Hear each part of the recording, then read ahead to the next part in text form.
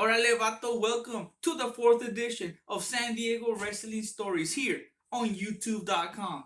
You see, over the years, I've known a lot of funny people, but there's a guy that definitely takes the cake when it comes down to funny, and that's Motros Jungle, the Jungle Cat.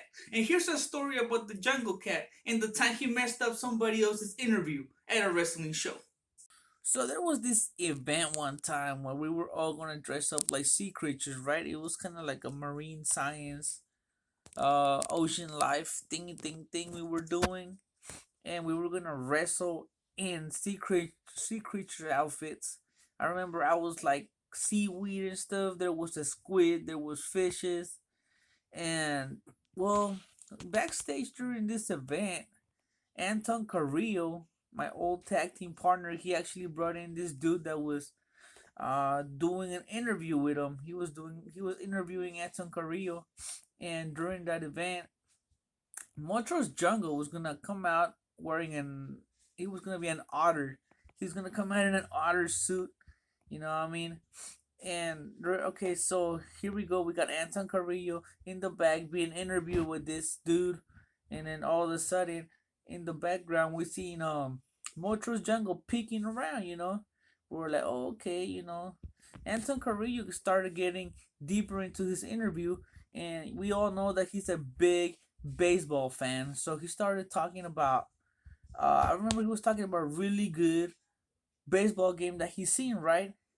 And in the background, Montrose Jungle's just looking around waiting for the perfect time to strike. So all of a sudden, Montrose Jungle comes out the back, comes out the whole dressing place, and he's got his suit on backwards, you know what I mean? His other suit, his other outfit's supposed to come with a 2 foot tail. But because he's got it on backwards, instead of having a 2 foot tail, he's walking around with a 2 foot long dick.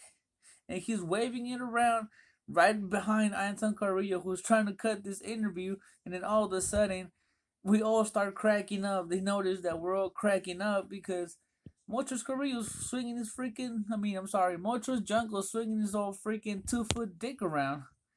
And the interview couldn't stay serious for that long, as long as Montrose Jungle was swinging his 2 foot long dick around.